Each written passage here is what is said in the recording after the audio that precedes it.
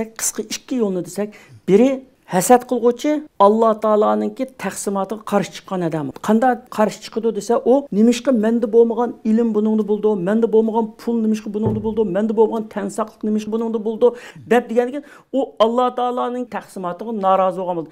Endi buni o'ngshashning yo'li, masalan, har qanday inson Alloh taolaning taqsimotiga rozi bo'lish kerak. Alloh meni mushu ovozim, mushu chiroyim, mushu qomatim, mushu ahvol, mushu badanim bilan Alloh yaratibdi.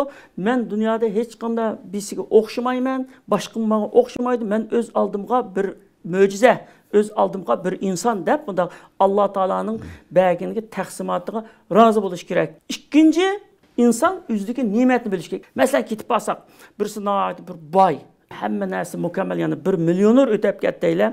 Yalangoyoq bir odam menib ketib qoldi. Bu yalangoyoq odam oniga qarab, "Voy, mushuningda bo'g'icha, menda bo'suq, qandoq?"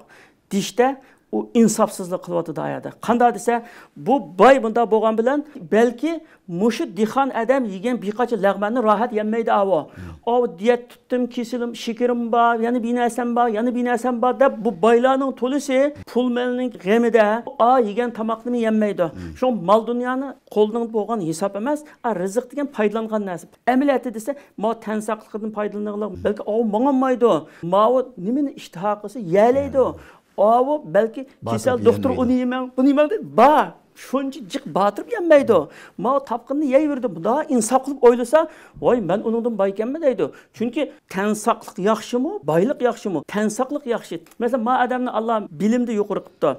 Ama mini ya ki pul malda, ya ki güç kuvvette, ya ki kamette, ya ki başka bir nesinde mini artık kıptı. Dep bunda insaf bilen karasa, Allah Taala rızıklarını şunda taksim kılıqlık ki, bazı insanlarını mal dünya bilen küterse, bazı insanı ilim bilen, bazı insanlarını fazilet bilen, ahlak bilen aynı kütürtten de o taksimatı Allah Taala'nın. Muşini her qandaq bir adam insaf bilen karasa, üzdeki nurgun nimetlerini bilaleydi. Üzdeki nurgun nimet sanıqıl olsa, men bu bayken nurgun nimetler baken ben de deydi, şunu başkalar köz kızartmaydı.